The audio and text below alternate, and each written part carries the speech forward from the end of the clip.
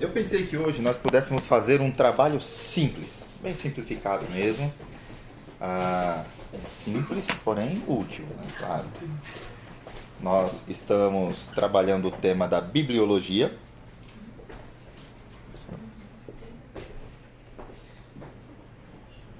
Eu vou guiar com apenas 4 pontos aqui a gente na tela, para a gente pensar nesses pontos. O Rafael, como eu disse na semana passada, está incumbido de ficar com a parte doutrinária e teológica de alguns assuntos relacionados à bibliologia. Eu vou discorrer sobre os desdobramentos da formação da Bíblia, da preservação dela ao longo da história, e de algumas formas didáticas de se estudar, preparar um estudo, de interpretar a Bíblia. Vou ficar com esses aspectos mais simples, vou deixar os mais, os mais teológicos com ele. Então hoje nós vamos pensar em 4 termos, tá, que vocês vão guardar ele através de uma sigla muito simples, ok? Eu vou tentar também não aprofundar tanto eles no sentido de ficar discutindo as polêmicas em torno deles. A ideia é que a gente entenda um pouco desse assunto de maneira facilitada o suficiente para quando a gente pensar nesse assunto daqui a alguns meses, ano que vem, a gente saiba mencionar ele com facilidade. E um outro motivo, há alguns assuntos que a gente não precisa processar muito, trabalhar para poder argumentar. A gente tem mais facilidades. Geralmente eles fazem parte mais imediata das nossas convicções. Quando a pessoa pergunta, mas por que isso? É porque é assim que eu imagino tal coisa. A convicção já está de tal modo assentado no coração que a gente não fica desdobrando, contorcendo ela para poder tentar explicar a pessoa e ficar pensando. A pessoa pergunta para mim, mas é assim? Eu acho que é. Então eu vou tentar transmitir esses pontos de um modo simplificado, que a gente olha, é assim, com clareza, com facilidade. Pensando sobre a formação da Bíblia, nós precisamos então lembrar de 4 termos. E esses termos vão ser lembrados aqui por essa palavra, que é fácil na pronúncia, hippie. Ok? Na escrita, lembra, é um hippie assim de quem não sabe escrever direito, né? A gente pensa em hippie, aquele cara, paz de amor, tudo, que escreve de um jeito difícil, é um termo em inglês. Aqui é bem brasileiro. R-I-P-I. Ok? Hippie. Vocês conseguem imaginar quais termos associados à Bíblia, à formação da Bíblia, cada uma dessas letras significa? Consegue sugerir? R seria de quê? Em português? Em português. Reforma? Português. Oi? Reforma? Não. Associadas ao assunto da formação da Bíblia. R teria a ver com... Não, falamos na semana passada. Revelação. Nós vamos começar com o termo revelação, a que se refere ao processo mesmo de comunicação. Deus fala ao homem. Como Deus fala? Como é a comunicação de Deus? Porque Deus é um ser totalmente diferente do homem. Nós falamos uns com os outros articulando as cordas vocais, produzindo um som e, ao receber esse som, interpretando cada palavra formada com esses sons. A nossa língua dá esse vocabulário. Se você falar com seu vocabulário para alguém estrangeiro, vai dar em nada. A comunicação passa por todo esse processo aqui. Mas não é apenas na forma de receber e entender os sons, mas é a própria forma de comunicar. Como se comunicam os mudos? Libras, gestos, sinais feitos com as mãos. Como se comunicam os pássaros? Isso. Guardem essa palavra, tá? Qual é o som produzido pelo pássaro? Do pássaro. O cão late. E o pássaro? Não. É uma palavra bem feia. Chureia. Isso, chureia. Tem uma forma dele. Baleias. Como elas fazem para se comunicar? Baleias. Baleia. Não. quem assistiu Nemo conheceu um pouco do baleiês.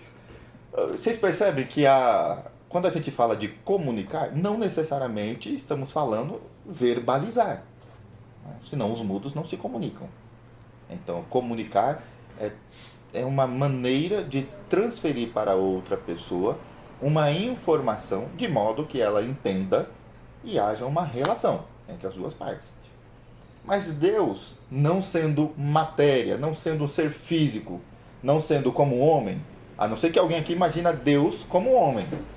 Tem 2 olhos, um nariz assim, com esse formato humanoide, um senhorzinho com barba branca, sentado numa cadeira de balança lá celestial. Ninguém imagina Deus assim não, né? Um tipo de Papai Noel. Ainda bem. Quando ele diz que ele é rei, que ele é pastor, são metáforas utilizadas para poder explicar alguma coisa do caráter de Deus, do cuidado dele, da majestade dele. Pastor, rei. Mas ele não é como o pastor que nós conhecemos. Ele não é rei naquele sentido do monarca que a gente imagina sentado no trono. Essas coisas explicam algo do caráter dele, mas ele não é isso. Lembra que a gente já falou aqui sobre as nossas confissões? Não há nada na criação que possa representar Deus. Ele é diferente de tudo na criação. Então ele não tem uma forma específica. Mas, regra de toda a comunicação que Deus estabeleceu na criação. Só é possível conhecer alguém pela informação que esse alguém nos dá dele. Quando você diz que vai namorar, conviver com alguém, você conheceu essa pessoa, você não conheceu essa pessoa só de ficar olhando para ela. Ela precisou falar algo. Ela precisou dizer que não gosta de determinado elemento para você dizer: eu conheço ela e eu sei que ela não come queijo. Eu sei que ela não come tal coisa. Então você conhece a pessoa pelas informações que ela dá para você. Pelo que ela se permite a dar a conhecer. Ou em outros termos, pelo que ela revela para você. Então, para nós sabermos algo sobre Deus, sobre como todas as coisas que existem, por que foram feitas, é necessário um processo primeiro de revelação. Nós não perscrutamos, nós não pesquisamos e alcançamos a informação sobre essas coisas assim por nossa própria conta. Elas precisam ser reveladas a nós, elas precisam ser descobertas para nós. Se nós pesquisássemos, se nós perguntássemos, corrêssemos atrás e Deus não revelasse, nada saberíamos. Nesse sentido, Deus é aquele que se revela, ou em outra forma de dizer, como Deus está acima, ele é maior, mais forte, poderoso do que toda a criação, a própria Bíblia atesta, nem toda a terra seria suficiente para ser o trono de Deus, o estrado dos pés de Deus. Deus, ele precisa se ocultar. Eu já usei esse termo aqui algumas vezes, lembra? Quando Moisés está na presença de Deus e ele pede para ver Deus. Se o Senhor está mesmo com esse povo, se o Senhor vai mesmo dar o fim, a salvação que deu a esse povo e prometeu dar a eles a terra prometida. Uma garantia que eu quero ver o Senhor. E Deus garante, ninguém pode me ver e permanecer vivo. Isso devido à santidade de Deus. Ele fala: você vai ficar ali no meio daquelas rochas. Eu vou colocar a mão diante de você, vou passar, minha presença vai passar por você e você vai como que me ver pelas costas. Eu passei e você vai observar. Moisés não detalhou o que foi exatamente que ele viu. O que nós sabemos foi o seguinte: quando ele desceu do monte e foi falar com o povo, o que aconteceu? O rosto dele iluminava tanto que o povo não conseguia olhar para ele. Isso é a experiência de olhar para o próprio sol. A gente não consegue olhar na direção. Ele teve que colocar um véu, se ocultar, para que as pessoas percebessem Moisés e pudessem estar sossegados na presença dele. Jesus Cristo sendo Deus, nós costumamos dizer que, mesmo na sua forma humana, ele era 100% homem e 100%. Significa que ele não perdeu nada da divindade dele. Então a linguagem que nós utilizamos aqui em alguns dos nossos estudos foi: Jesus Cristo, na sua forma humana, ocultou a sua glória, porque nenhum ser humano permaneceria vivo, seria capaz de enxergá-lo em sua divindade. Ele não perdeu sua divindade, mas ele a ocultou. Houve um breve momento na sua vida com seus discípulos que ele permitiu os discípulos enxergarem um pouco mais dessa glória. Que foi qual momento? Na transfiguração. Ele se tornou radiante disso como uma luz fortíssima. Então ele revelou um pouco da glória dele. Então vocês percebem que a revelação é extremamente necessária para se saber sobre Deus. Jesus Cristo garantiu que também ninguém pode ir a ele se o Pai não o conceder. E Paulo vai dizer em 1 Coríntios, capítulo 2, por volta do versículo 14, que o homem natural não pode compreender as coisas do Espírito, se o Espírito de Deus não revelar, não ensinar a eles. Então, o primeiro processo para entendermos a Bíblia como palavra de Deus é de que o conteúdo que está na Bíblia foi revelado por Deus. Não foi desenvolvido por um dos profetas, pelo rei Davi, por Paulo, que escreveu a maior parte das cartas do Novo Testamento. A Bíblia, como palavra de Deus, não é produção do homem, ainda que uma mão humana ou várias mãos humanas foram usadas como ferramentas para utilizá-la.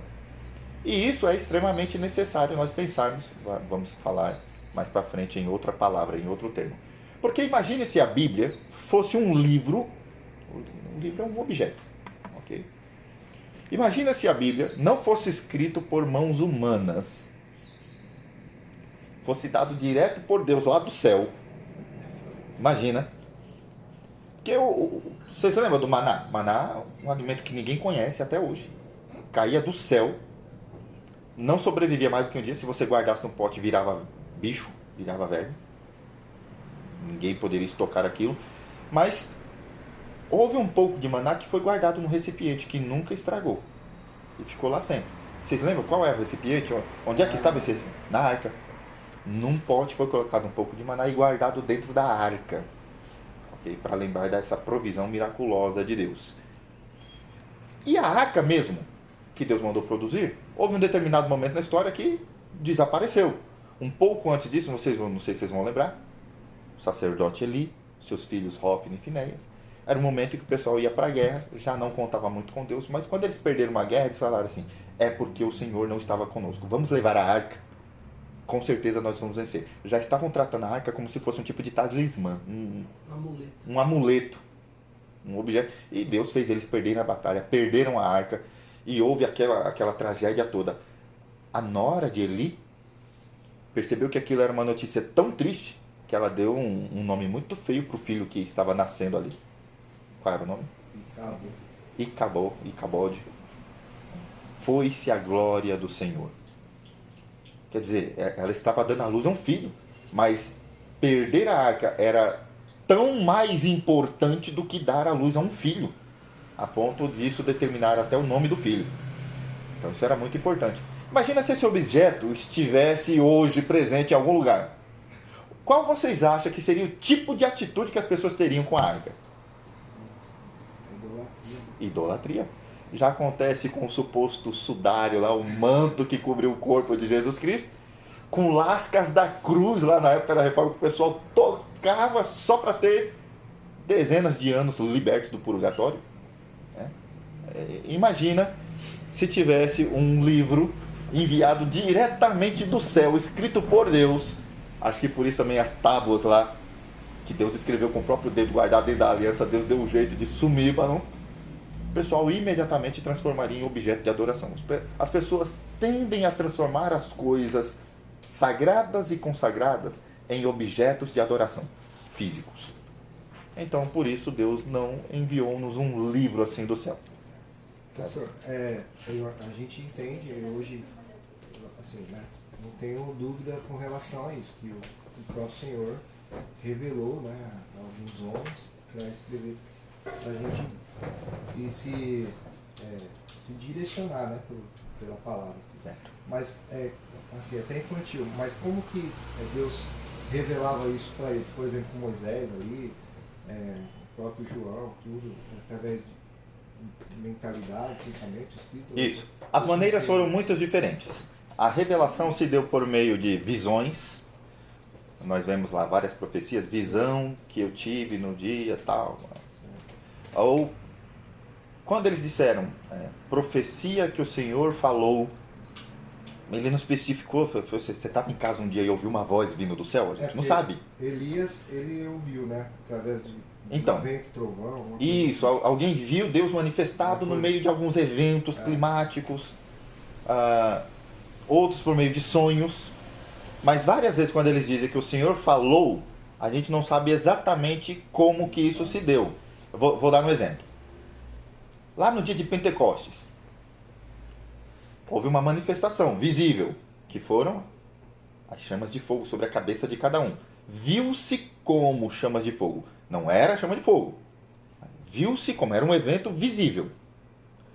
E ouviu-se como um som de um vento impetuoso. Ouviram. Mas não estava acontecendo um vento dentro do ambiente. Mas eles ouviram um barulho. Só com o Espírito deu mesmo para alguém, numa situação dessa, não sair correndo de medo. Salvo o contrário, isso é um baita efeito de filme de terror. Né? E eles começaram a fazer o quê? A partir desse evento. O que começou a acontecer com eles? Falar em outras línguas. E havia muitas pessoas na região que vieram de lugares diferentes, que eles começaram a entender, cada um na sua própria língua. Então imagina aqui que temos o apóstolo Pedro. Encabeçou todo esse... Como é que fala no meio pentecostal? Movimento. Isso. Pedro começou esse negócio aí, começou a falar, e outro fala. Tá bom. Mas lá tinham pessoas de várias cidades, de várias regiões, de vários países, idiomas totalmente diferentes. Aí até se tremeu aqui quando você falou do manto. Cuidado, mano. Calma. E essas pessoas, elas começaram a dizer o seguinte: como é que eles, sendo judeus, e nós vindo de região tal, entendemos eles falarem das grandezas de Deus em nossos idiomas? Aqui tá. Então, bom. Eu sou de uma região e ele é de outra região. Nós dois estamos vendo Pedro. Eu falo de um jeito, ele fala de outro. Mas nós dois estamos entendendo ele falar. Pergunta. Então eu sou do idioma mandarim. É difícil. Você. Escolhe um. Russo. Nossa. Totalmente diferente aqui. Gutural, bem nasal. O idioma. Mas ele está entendendo ele falar. E eu estou entendendo ele falar. Vou dar um nó na cabeça de vocês agora. Pergunta. Deus deu ao apóstolo aqui o dom de falar em russo ou o dom de falar em mandarim?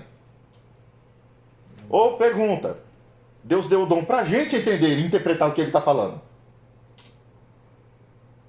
Ele está falando duas línguas ao mesmo tempo ou ele está falando uma língua diferente? A gente aqui está entendendo. Deus deu o dom de interpretação para a gente entender o que ele está falando. Como foi que isso aconteceu? Aparentemente ele deu a interpretação. O Russell Shedd defendia bem essa tese, ele gostava de polemizar. O Russell Shedd gostava de botar fogo na lenha dele. E deixava a gente com uma baita dúvida. Até hoje eu não tinha resposta para isso.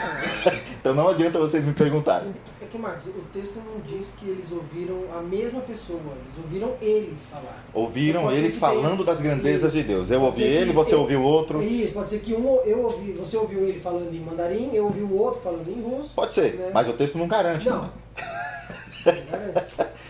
Então tá bom. Vocês percebem que nesse processo de comunicação, alguma coisa está sendo comunicada. Veja que até as pessoas que estavam lá à volta, eles disseram que ouviram falar das grandezas de Deus. Ok, o que era ali incrível era a questão de estar em vários idiomas, né? Passando um sobre o outro. Todo mundo, poxa, eles não falam, como é que a gente está entendendo esse idioma e tudo mais? Mas o conteúdo chamou a atenção. Estamos ouvindo sobre as grandezas de Deus. Outra coisa que acho muito interessante nesse momento do Pentecostes. Eles não estavam lá entregando profecia para as pessoas, né? Olha você isso, olha você aquilo. Quando eles começaram a falar em língua, eles falavam das grandezas de Deus. E era o que os outros ouviam. Tá bom. A fala de Hebreus diz o seguinte, que Deus, outrora, tendo falado de muitas maneiras, já nos explica que a revelação se deu por fala, por sonho, por revelação. Quando usa esse termo, a gente não sabe, a gente ouve algum profeta dizer revelação que Deus lhe concedeu. Como foi essa revelação? Foi mostrado, ele não diz. Você sonhou? Também não diz. Foi uma impressão que veio à mente? Também não diz. O autor de Hebreus diz apenas que outrora, tendo Deus falado de muitas maneiras, ou seja, Deus não usou uma maneira de revelar. Ele usou muitas maneiras para revelar esses conteúdos. Ok? Então, é que eu vou misturar aqui, pronto. Revelação. É o ato através do qual Deus descerra o véu, um termo que eu peguei de alguém, mas é a ideia de que algo que não estava acessível, Deus abriu, né, tirou o véu, se tornou conhecido, e comunica a verdade à mente humana, manifestando aquilo que jamais poderia ser conhecido de outra maneira. Lembra da pergunta de Jesus para Pedro? Quem dizem ser o Filho do Homem? E vocês? Aí Pedro dá uma resposta. Aí ele fala, bendito és tu, porque não foi carne e sangue que te revelou. O que ele quer dizer com carne e sangue? Você não teve esse conhecimento por meio de estudos ou por meio de aprendizado com alguém, mas porque o Pai te revelou. Esse tipo de informação você recebeu porque o Pai descobriu ele à sua mente. Você chegou a essa compreensão porque o Pai o deu. Ou seja, toda a compreensão da verdade da Escritura só é possível mediante revelação de Deus. Para a gente, segue uma outra fase, uma outra coisa que não é exatamente revelação. Já eu vou chegar nela. Mas antes de prosseguirmos, Cleber, você ia perguntar? Eu não sei nem se esse aí é o que eu quero falar, assim, mas eu pensei aqui. Revelação e inspiração é a mesma coisa, pastor, ou não? Não é a mesma coisa, mas é o segundo termo da nossa palavra. E vamos associar ele que é uma inspiração. Quer perguntar? Só para... Eu ainda estou nessa... mas não fala, né? Já respondeu que não fala. Qual a maneira? Tem lá quando Deus falou com Jó ali, né? Inquiriu aquelas perguntas a ele. Aí eu fico tentando imaginar se ele falou assim...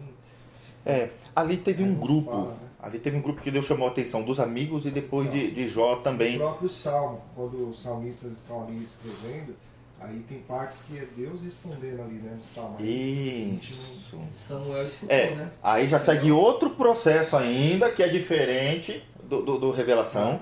A gente vai associar com a pergunta dele, o de inspiração. Tá? Vamos associar a revelação à inspiração. Tá bom, Deus revela, mas ele nem sempre faz isso se manifestando, aparecendo e falando verbalmente. Ele usa meios diferentes. Entra um outro processo de registrar essa revelação. Por quê? Deus falou com ele. E aí? Os demais da humanidade que precisam ter acesso a essa revelação. Então Deus inspira pessoas para registrarem a revelação. O processo de registro por cada profeta, juiz, salmista, rei, apóstolo, a gente chama de inspiração. Eles foram inspirados por Deus. Inspiração é a parte mais difícil da gente trabalhar, de todo o conceito aqui. Ele é inspiração ou não? Oi? Se o anjo vem para falar, aí eles escrevem. A vinda do anjo em si, não. Porque a inspiração diz respeito ao momento do registro, ao momento que está sendo escrito. Não o momento do recebimento da informação. O recebimento da informação é a revelação. Ok? Mas na hora de registrar. Por quê? Que garantia nós temos? Que o profeta escreveu exatamente o que Deus falou. Sabe aquela tendência de fulano, fala pro outro lá que não ficou legal. Você fica com... como é que vai dizer na cara da pessoa? Não ficou legal, ele não quer. Assim, olha, não ficou bem do jeito que ele queria. Você tenta amenizar para não dar aquele impacto. Que garantia a gente teve de que o profeta não fez isso no processo? Tudo bem, ele recebeu a revelação de Deus, Deus se revelou a ele. Mas e aí? Qual é a garantia que nós temos de que o registro está devidamente preservando aquilo que Deus revelou? De que não houve ali um jeitinho do profeta, ou de Paulo, ou de um apóstolo. Deus, calma aí. Não é assim também, né? Pega leve. Então, esse processo de inspiração, ele mexe um pouco com a gente porque ele vai voltar atrás sobre como nós lidamos com a Bíblia. De maneira supersticiosa ou não. Então, deixa eu colocar uns pontos aqui a respeito da inspiração.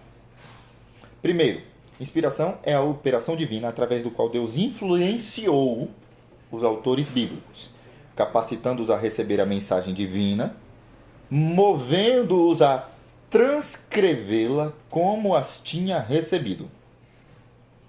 A primeira impressão que nós temos de uma afirmação dessa é: Deus ditou para eles e eles, mas como o livro lá que João leu lá e escreveu da mesma forma. Né? Isso, em alguns pontos a gente pode dizer, porque Deus fala lá, escreve aí e ele vai lá e transcreve. Mas nem todos os momentos são assim.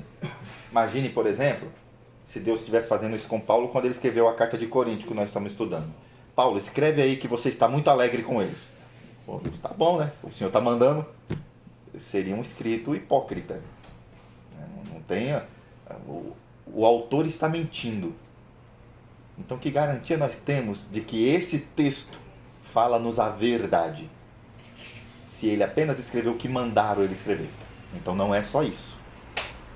Poucos momentos de toda a Bíblia foram escritos na forma como Deus falou e a pessoa foi lá e transcreveu. Poucos. Tá bom? Então, nós temos Deus falando para Moisés: Moisés, o que eu te disser, escreve em tábuas, escreve em pergaminhos e depois leia para o povo. Depois, quando Moisés morre, Josué acrescenta no livro que Moisés escreveu as palavras que vou te dizer.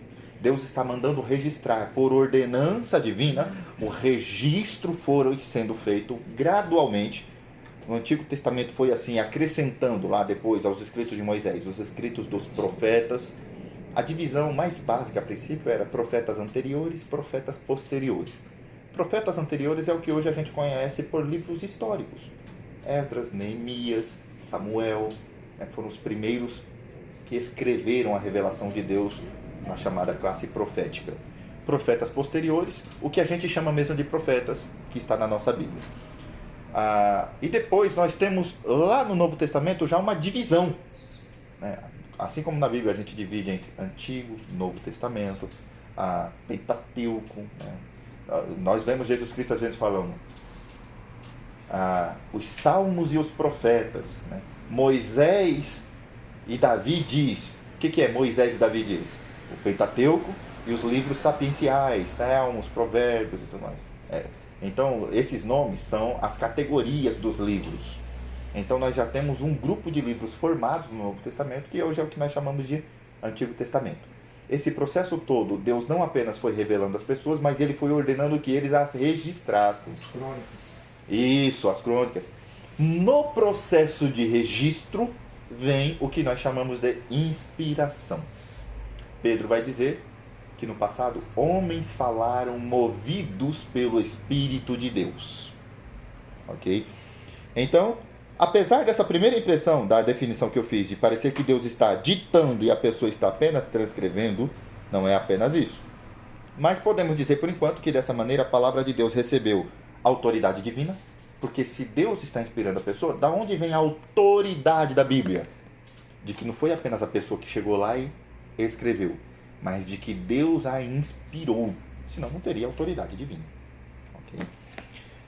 Garantindo a exata transferência da revelação de Deus através da linguagem humana. Um animal não escreve, e mesmo um macaco ele ainda não tem. Ainda que ele fez o ganchinho lá para pegar um negócio lá no zoológico que eu falei, a mamadeira da criança que caiu lá, ele ainda não tem ideia de dar formas a uma linguagem. Então ele não escreve. Ele tem um polegar opositor, mas não escreve. Então, o que será que a jumenta falou com o profeta quando repreendeu o profeta Balaão? Não sabemos exatamente, mas usou uma linguagem que ele entendeu. Né? E o camarada estava tão nervoso que teve a pachorra de discutir com uma jumenta. Né? Bateu boca ainda com o animal. Então o animal não é apenas um processo mental do animal, que ele tem, limitado, mas tem, instintivo. Mas ele processou em linguagem humana, falou com aquele rapaz. Ele falou com aquele homem. Esse animal não registrou a fala dele. Alguém foi lá e... Como é que esse alguém estava realmente sendo verdadeiro ao registrar esse evento? A jumenta falou, brigou lá com ele, falou tal coisa. Ou Gênesis. Moisés, ele não explica como. Provavelmente, sei lá. Deus falou para Arão e Miriam, falou assim, olha, com vocês eu me manifesto em sonhos, visões, urim, tumim, mas com Moisés eu falo face a face. Então pode ser que, para revelar a origem do mundo, Moisés, num desses momentos, dentro do tabernáculo ou lá no monte, Deus falou com ele, né? Face a face, assim, do jeito que vocês estão me ouvindo. Ele não viu Deus, mas falou, porque Deus disse que falava face a face com ele. E ele registrou isso. E depois nós temos lá o registro do Gênesis, que Moisés passou para o povo hebreu. Tá bom? Nessa transcrição, nós temos o Espírito de Deus atuando juntamente com a natureza humana. Essa é a parte difícil do processo de inspiração. Porque nós não temos apenas Deus ditando. Nós temos alguém, Moisés, que ouviu sobre a história da origem do mundo e foi colocar, no princípio era Deus. Mas para ter certeza de que no processo de escrita não fosse escrever algo duvidoso sobre Deus ou que não é necessariamente verdadeiro, o Espírito Santo esteve coordenando para que não houvesse engano. Moisés, da parte dele, estava escolhendo as palavras que ele ia utilizar, que era o mesmo processo que você faz quando vai escrever uma carta para alguém, não é? Você está pensando bem, escolhendo, às vezes você risca, amassa papel, deixa eu escrever, você escolhe as palavras que quer usar. Então, quando Paulo está escrevendo para os coríntios, ele está escolhendo os assuntos que ele vai tratar. Ele ouviu de alguém e ele está escolhendo os assuntos que ele está tratando com alguém. Mas o Espírito Santo está supervisionando de tal modo que, ao escolher as palavras, não sejam escolhidas palavras que transmitam engano, nem sobre a realidade de Corinto, e nem sobre a verdade que está sendo transmitida ali, que outras igrejas vão aplicar para elas depois. Ele está cuidando para que o conteúdo não transmita enganos, erros de qualquer tipo. Esse é o processo de inspiração.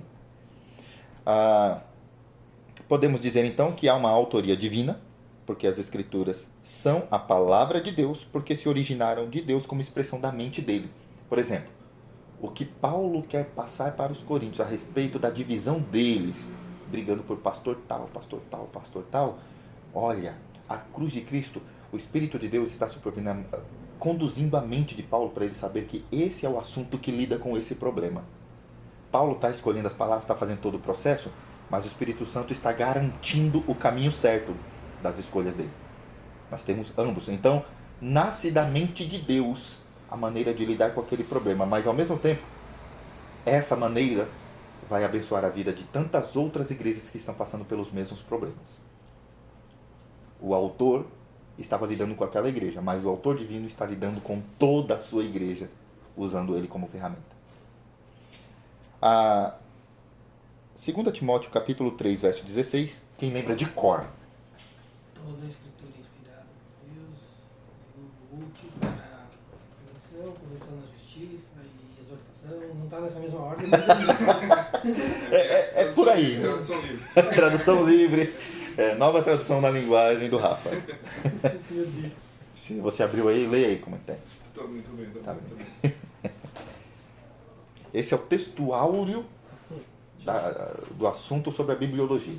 Quando aquele texto lá fala que ai daquele que colocar uma vírgula, tirar uma coisa assim que fala, ele quer dizer na hora que a pessoa está escrevendo, ele quer dizer depois que está tudo selado, alguém quer colocar mais algo nela? Depois, também mais para frente, ainda bem que você fez a pergunta, eu vou acrescentar essa. 1 Timóteo? 2 Timóteo 3,16. Tem um versículo que a gente costuma chamar ele de textuário da Bíblia sobre Deus. João 3,16. Porque Deus amou o mundo de tal maneira. Esse é o texto áureo sobre a palavra de Deus. 2 Timóteo 3,16. É a mesma referência no livro diferente. Toda a escritura é inspirada por Deus e útil para o ensino, para a repreensão, para a correção e para a instrução na justiça. Ok. Toda a escritura é inspirada, divinamente inspirada. A palavra inspirada, em grego, theopneustos, significa literalmente, uma tradução literal, soprada. Ok? Novamente a gente vai pensar assim, soprada, parece que Deus está ditando e a pessoa está ágil. Né? A ideia aqui de soprar não é uma coisa de efeito audível. Tá? É essa supervisão. O Espírito Santo veio sobre o autor bíblico. Lembra quando Sansão ele ia lutar com os inimigos, ele dizia que o Espírito do Senhor vinha sobre ele e ele com uma força incrível derrotava os inimigos? É uma ideia parecida com essa. A pessoa quando vai transcrever a revelação, o Espírito de Deus vem sobre ela para preservar a qualidade do texto que vai dar a revelação que Deus quer dar à igreja dele. Ok? Para Sansão deu força. Para os autores bíblicos deu a sabedoria específica para registrar o que Deus quer dar à igreja. E a autoria humana. Alguns homens foram escolhidos por Deus para receber dele aquilo que ele queria que fosse escrito. Por isso Pedro, em 2 Pedro 1,2, diz que homens santos de Deus falaram movidos pelo Espírito Santo. Ok? Não foram de si mesmos. Algumas teorias sobre inspiração. Por causa da doutrina da inspiração, nós falamos sobre a autoridade da Bíblia e acreditamos que ela é o livro que rege as nossas vidas. Nós colocamos a nossa vida no caminho desse livro. Sem a inspiração, a Bíblia é só mais um livro como qualquer outro. Existem várias teorias para poder dizer como se deu a escrita da revelação. Primeiro, inspiração natural. Diz que não existe nenhum elemento sobrenatural na inspiração. A Bíblia foi escrita por homens talentosos. Não, irmãos. Nenhum talento humano é capaz de revelar Deus. Paulo já deixou isso claro lá em Coríntios, quando falou que o homem natural não compreende as coisas de Deus. Então, aqueles que escreveram sobre Deus não teriam isso por meio natural. Inspiração mística ou iluminativa. Sabe a pessoa que está procurando uma inspiração para fazer uma obra de arte, escrever uma música, fazer um poema, pintura, seja o que for? Essa é a inspiração mística, né? Tive um insight. Tive como que é? Fiat Lux, né, mano? Afirma que os escritores bíblicos eram cheios para escrever, como qualquer salvo nos dias de hoje pode ser. Daí a ideia de, por exemplo, que alguém inspirado por Deus poderia compor uma música para cantar na igreja. Deus me deu. Que se fosse verdade, veio de Deus, a gente poderia acrescentar aqui na Bíblia, porque veio de Deus. Não é o ponto que nós cremos. Inspiração mecânica, né? A teoria da ditação. Argumenta que os autores bíblicos foram usados mecanicamente. Escreviam na medida que Deus ia ditando. Apenas algumas passagens foram ditadas. Por exemplo, os 10 mandamentos. Não tudo. Daí Paulo escreveu em algumas partes. Agora digo eu, não o Senhor. Agora diz o Senhor e não eu. Eles vão dizer, então tem partes que Deus inspirou, mas tem partes que não. Aí teríamos um problema. Quais partes? E o que é verdade absoluta e o que não é na Bíblia? Então a Bíblia não é um meio seguro para nós fundamentarmos nossa vida. Porque ela é parte verdade e parte não. Inspiração parcial. Diz que apenas aquilo que não era conhecido do homem foi inspirado. Por exemplo, a criação de todas as coisas, conceitos espirituais como dons, né? Aquelas coisas nos céus que são reveladas. Então, isso foi inspirado. As outras coisas não. Novamente, não tem nada a ver com o que nós cremos. Inspiração conceitual. Fala que só os conceitos, não as palavras. Os conceitos foram inspirados, as ideias. Por exemplo, pecado como violação dos direitos de Deus. Ou o sangue de Jesus como meio de purificar. Isso é um conceito, uma ideia. Okay? Porque sangue não purifica, sangue torna mais imundo. Mas sangue como algo que purifica. Então essa ideia foi inspirada por Deus. palavras não. Tem um pastor muito famoso no Brasil que segue essa ideia. Não sei se vocês conhecem. A Bíblia, ela é um livro que tem essas duas misturas humana e divina, em que Deus transmite as ideias e os homens colocaram nas palavras humanas essas ideias. É fácil. Não. Ed René Kivitz. Ah, dele. Coisa diferente. Inclusive, vamos mudar. Não, é justamente por isso a facilidade de mudar a linguagem da Bíblia. Por quê? Porque o que Deus transmitiu de verdade foram os conceitos, não os termos. Os termos estão sujeitos à cultura, à época. Por isso a ideia dele de ser tão claro ou fácil de pensar na ideia de ressignificar, de reescrever o texto. Porque são palavras humanas. Ele entende que o que Deus inspirou foram os conceitos, as ideias, e não o texto. Também não é o posicionamento da nossa igreja. Inspiração gradual. Os autores bíblicos foram mais inspirados do que outros autores. Outros autores bíblicos. Então, uns eram mais, outros menos. Então, pode ser que aquele que era menos tenha alguma coisa que justifique um engano no que ele disse. Inspiração neo-ortodoxa. Argumenta que os autores humanos só poderiam produzir um registro falível. Logo, a Bíblia, ela não é a palavra de Deus, mas ela contém a palavra de Deus. Essa é uma ideia tentadora, mas também nós fugimos dela. Ela prejudica muito o texto bíblico. Qual é a ideia que a igreja defende? Pelo menos a nossa e a tradição ortodoxa a gente chama. Que comumente a igreja veio ao longo da história protegendo. É a chamada inspiração verbal e plenária. Significa que cada palavra verbal, cada palavra, não apenas as ideias, os conceitos, mas quando os autores foram colocando, o Espírito Santo foi supervisionando a escolha das palavras. Então, cada palavra verbal e plenária, ou seja, todos os assuntos tratados. Porque senão as falas do diabo, da jumenta e tudo lá, não teria, né? Mas então, todas as partes da Escritura, todos os assuntos tratados foram divinamente inspirados, foram conduzidos, foram orientados pelo Espírito Santo de Deus nas ferramentas humanas. Aquela ideia bastante difundida até pelo Emin Brodin sobre a questão dos profetas, das profecias, por exemplo. Ele justifica a atualidade de profetas hoje e das profecias hoje, dizendo que alguns profetas eles podem incorrer em erro. Então, existem erros no Novo Testamento. No Novo Testamento existem, os profetas não são como os profetas do Antigo. Isso. E eles são profetas que podem transmitir erro. E aí vai usar o exemplo de Ágabo lá, por exemplo, para tentar justificar. De certa forma, isso poderia se enquadrar em alguma dessas noções da Bíblia como uma ausência da divina inspiração de Deus? Tem uma semelhança muito grande. Eu não sei nem se isso ocorreu aí. A ideia aqui é o seguinte: os profetas no Antigo Testamento, quando eles falavam as palavras de Deus. Desobedecer o profeta era desobedecer o Senhor. No Antigo Testamento, o que o profeta falava tinha aquela autoridade do assim diz o Senhor. Ponto. Não havia o que ser questionado. Era de fato as palavras de Deus. Eram inerrantes. Tinham autoridade divina.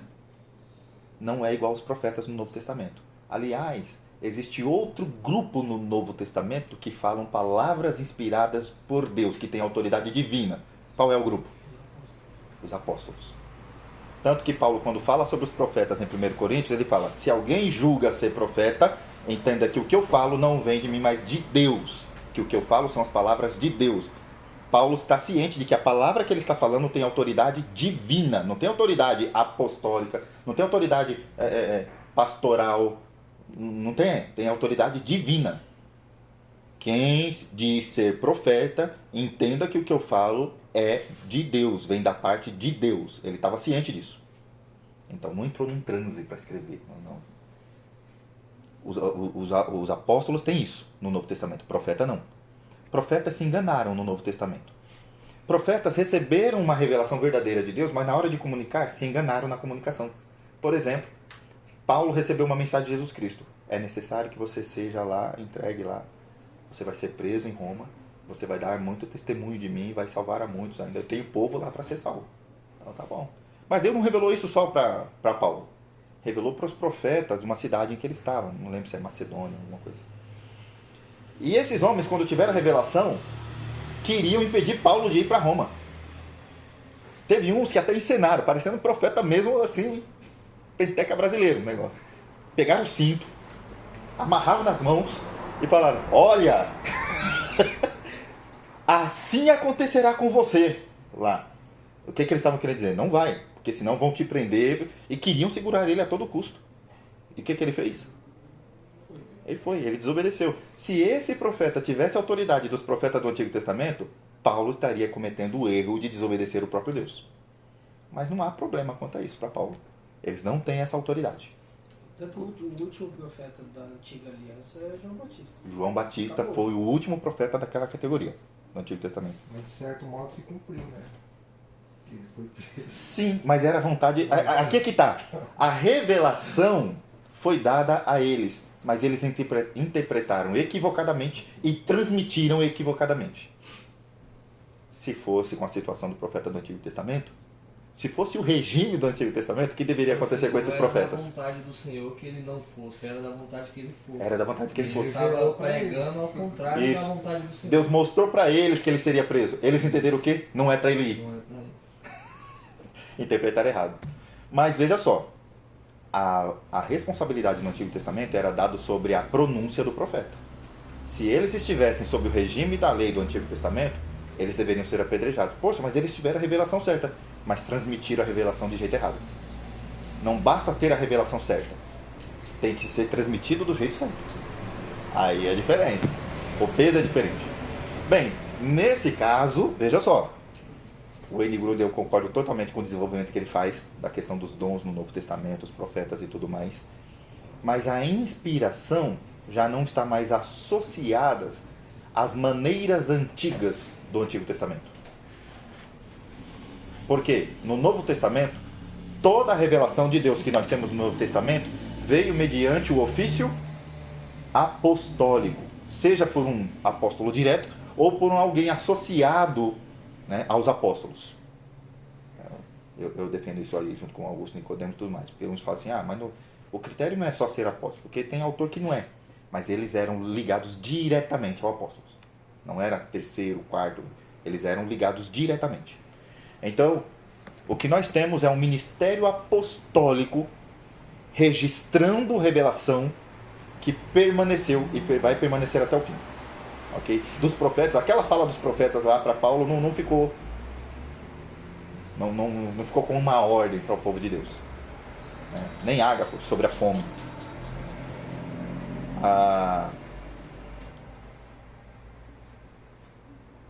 Eu estou aqui tentando lembrar se eu não respondi a sua pergunta.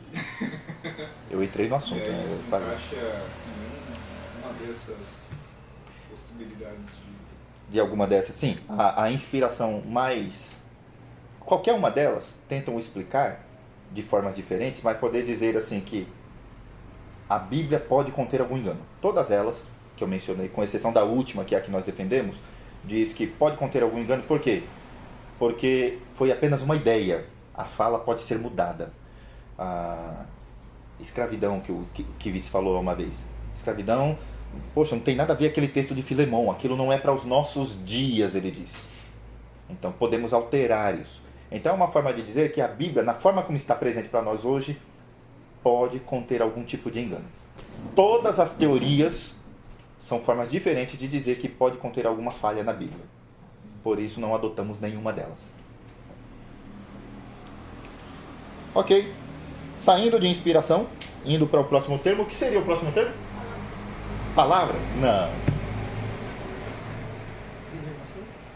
Preservação das Escrituras. Por quê? Porque nós temos um processo que, assim, depois que foi registrado, esse texto que está aqui hoje, eu estou aqui com Apocalipse. João escreveu Apocalipse. Como eu sei que esse texto que eu estou lendo é exatamente o texto que ele escreveu? Bem, eu já sei, né? Não foi. Porque esse texto é uma cópia de uma tradução de uma cópia do texto original. Imagina. E nós sabemos que de um idioma para outro, as palavras acabam assumindo pesos diferentes. Não existe uma palavra em todos os idiomas que tenha igual peso. Não existe. Mesmo aquela palavra que ela é transliterada, ela tem o peso da época, do momento diferente. É diferente. Por exemplo, quando a Bíblia foi escrita, João usa com muita frequência um termo da filosofia antiga, logos. Gente, logos é um termo que para o português brasileiro não transmite nada para a gente. Não transmite nada. Ok? Jesus é o logos de Deus. É um termo que traduzido literalmente ele é o verbo de Deus. Tá bom, tá lá em grego, logos. A língua sacrossanta do Império Romano, católico romano, qual é? Latim. O latim, na tentativa de preservar o gênero masculino, logos, masculino. Vão escolher uma palavra em latim do mesmo gênero. Eles querem manter o mesmo gênero, para poder manter o mesmo peso da palavra. Eles escolhem a palavra verbum. Verbo. Pra gente, verbo é o quê? É a palavra.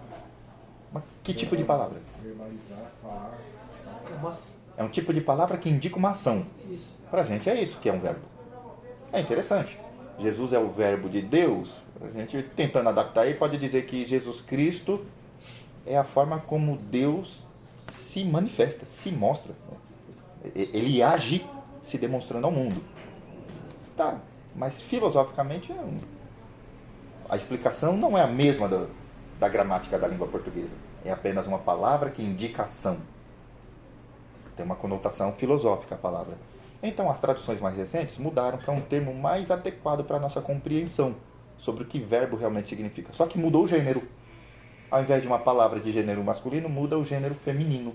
Jesus Cristo é a palavra de Deus. Que pra gente tem um pouco mais de sentido. Não explica tudo, mas parece melhor do que dizer Jesus é o verbo de Deus. Jesus é a palavra de Deus. Jesus é aquele que revela quem é Deus. Palavra faz mais sentido. Ok. Então, nesse processo todo, o que aconteceu com o texto que João escreveu, o original de Apocalipse? Lembra do que eu falei do que aconteceria com os objetos que viessem do céu ou que fossem divinamente trabalhados por Deus? Virariam imediatamente objetos de idolatria, né? Adoração. Então Deus, por sua providência, não permitiu que não sobrevivesse nenhum manuscrito original. Na teologia a gente chama de autógrafos. Autógrafo é o texto original escrito pelo próprio autor no momento que estava sendo inspirado. Todos os autógrafos se perderam. Aí a nossa dúvida. Que garantia nós temos de que então a nossa tradução, da cópia do texto original chegou válido para a gente? Aqui, tanto na história do Antigo para o Novo Testamento, quanto na história da igreja, é onde a gente embasa a doutrina da preservação. Vocês sabem qual foi a primeira tradução do texto? Tem lá o texto no Antigo Testamento, divinamente inspirado. O primeiro processo de tradução produziu uma versão. Qual é o nome dessa versão? Septuaginta.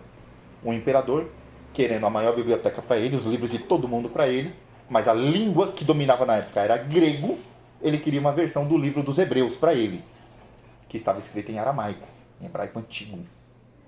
Então, o que ele faz? Pede para as pessoas, o hebreu, traduzir para o grego para ele. Só que aí ele ficou com receio. Como é que eu sei que essa pessoa, por causa de medo de não morrer e tudo mais, vai transcrever corretamente o texto? Então ele chama 72 homens, 72 tradutores separados. Apesar de ser 72, o nome ficou arredondado para 70. Né? Ficaram separados e depois pegaram todas as traduções e compararam, e todas elas estavam traduzidas corretamente. Então eles não cederam ao medo. Essa tradução até hoje é conhecida como Septuaginta, a primeira tradução de um texto divinamente inspirado. Foi traduzido do hebraico antigo, né, ou aramaico, para o grego, Septuaginta. Esse processo também aconteceu de preservação ao longo da história da igreja.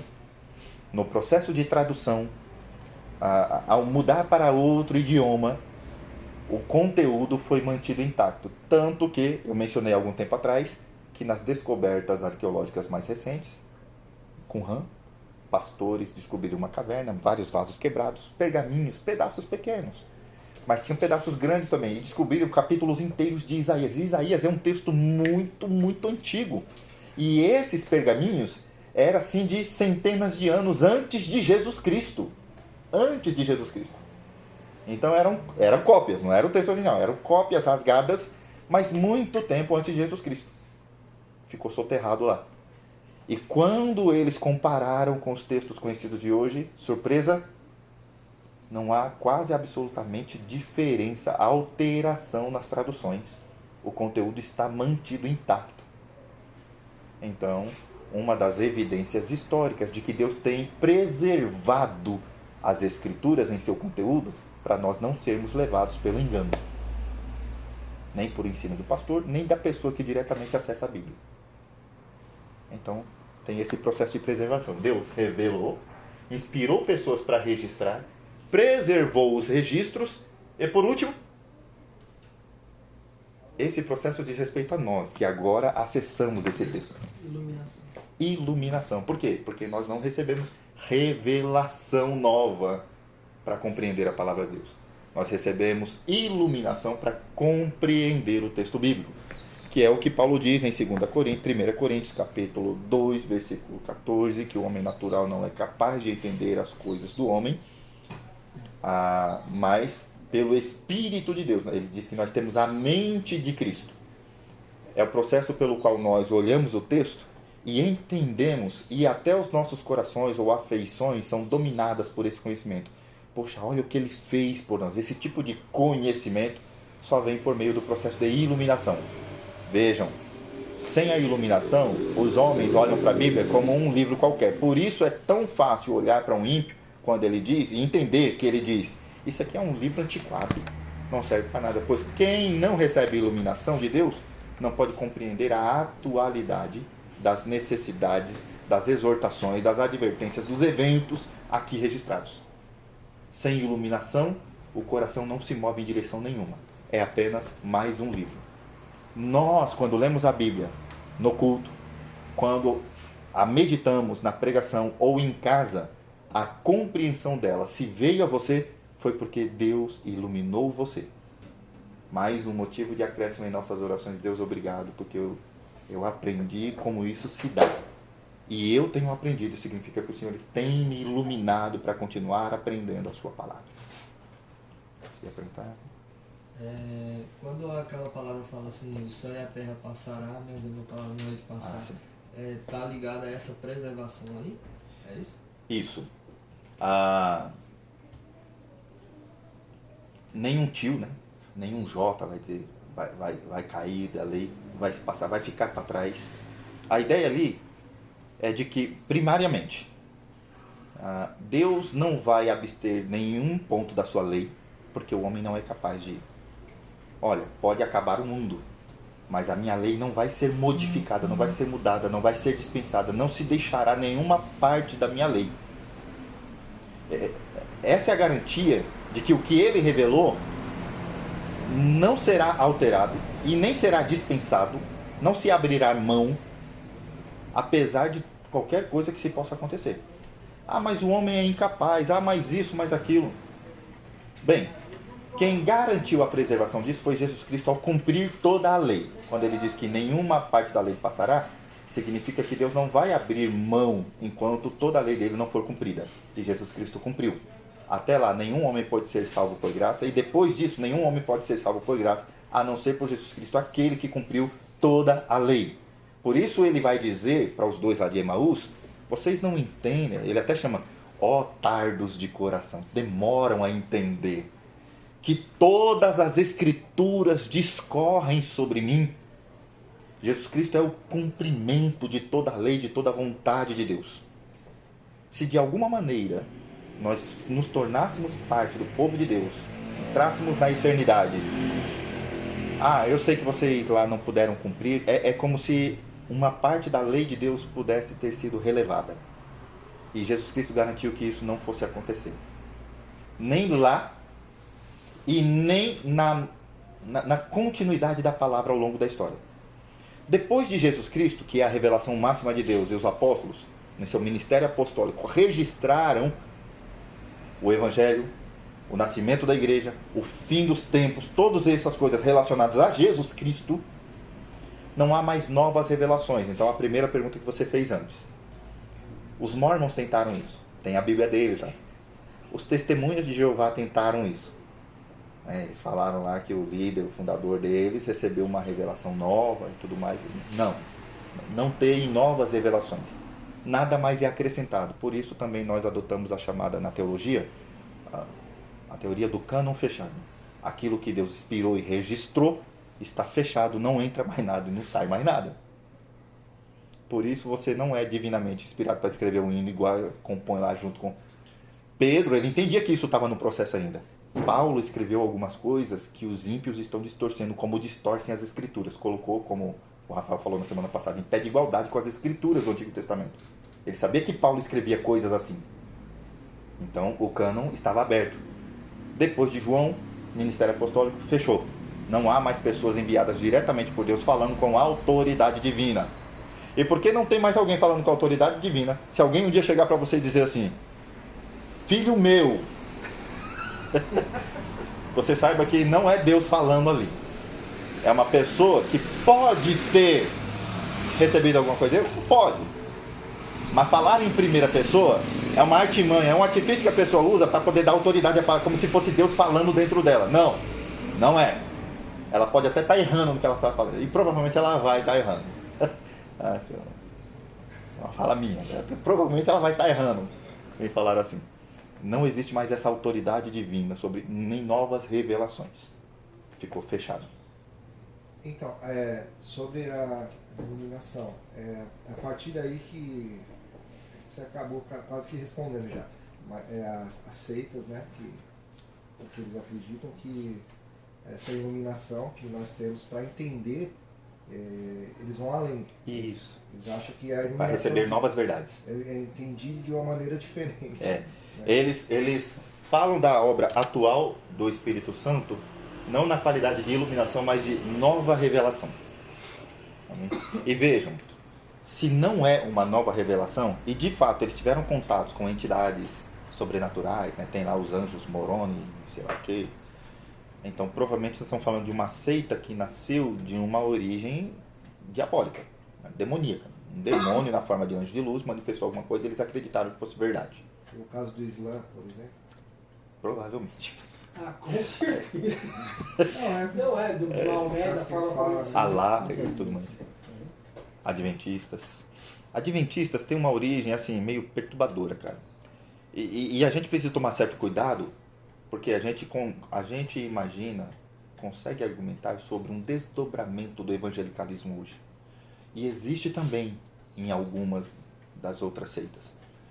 E uma parte considerável hoje de adventistas não tem qualquer vínculo com a fundadora deles, Ellen White. Não tem aquilo...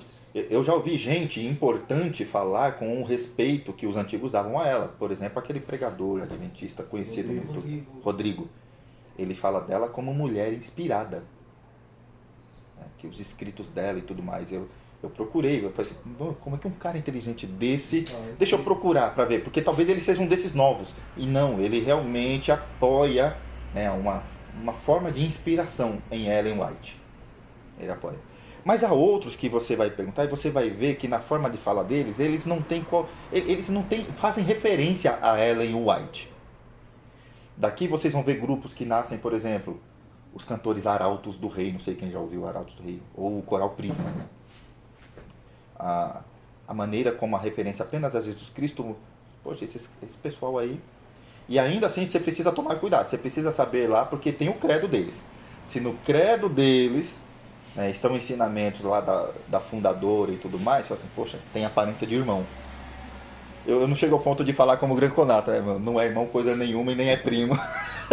Mas a gente precisa tomar cuidado porque a gente acaba, por conta de confessionalidade, adotando as mentiras que outros endossam também.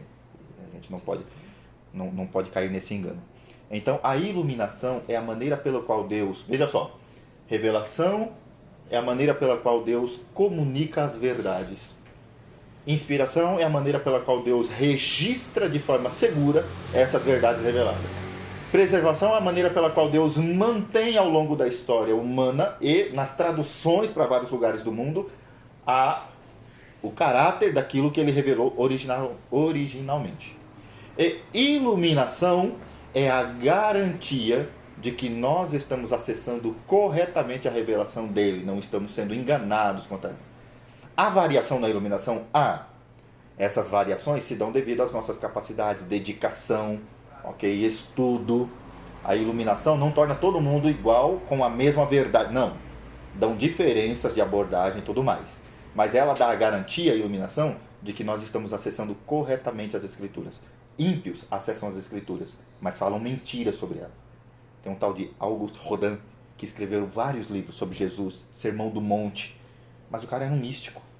Não tinha qualquer coisa com relação à revelação, com os mistérios. Não tinha nenhum compromisso com isso. Não era cristão. Mas a iluminação é a garantia de que a igreja está acessando corretamente as Escrituras. Amém? Alguém tinha levantado a mão? Eu ia perguntar lá sobre... seria mais ou menos o Senhor, ele dá para nós essa iluminação, né? Como ele fez, como ele explicou ali para Nicodemos, né? Que ele falou que, por exemplo, você, por mais estudado que seja, você não vai entender, né? Porque você não entende as coisas espirituais, né? Não importa ser mestre. Ou tu és mestre de Israel e não entende essas coisas, não entende mesmo. A realidade da qual ele falava era de uma natureza diferente. É o que acontece com a gente. A gente, para entender, precisa estar dentro de uma atmosfera, de uma capacidade diferente da comum. A gente não aprende a Bíblia do jeito que faz conta de matemática. Não é com essa natureza objetiva. É diferente. Amém? Ok? Então guardem isso. Olha só. Revelação, inspiração, preservação e iluminação. Ok? Depois, em outra aula, dou continuidade sobre como as interpretações variaram ao longo da história. Como que as pessoas interpretaram, mais literalmente, mais alegoricamente, antigamente, na época de Jesus Cristo, depois ao longo da história da igreja. A gente vai seguir esse curso até aprender a nós mesmos a trabalharmos, e eu vou passar atividades para vocês, para fazerem estudos em determinadas passagens bíblicas, e vocês vão trazer esses estudos de vocês aqui. Vão fazer estudos de caso com vocês. Amém. Vamos encerrar então, fazer uma oração. Obrigado a paciência. Eu tentei economizar, mas hoje a gente teve mais perguntas do que eu vou. Vamos orar e agradecer a Deus. Soberano Deus, nós te louvamos e agradecemos pela oportunidade de aprender um pouco mais deste processo histórico mediante o qual o Senhor se revelou a nós. Obrigado, Senhor, por dar a esta comunidade, a este povo, o privilégio de seguirmos a Bíblia, de entendermos a Bíblia e de fazermos dela o livro que rege as nossas vidas. Que o Senhor nos guarde, sempre conduzidos por Tua Palavra. É o que nós te pedimos e agradecemos em nome de Jesus. Amém. Amém.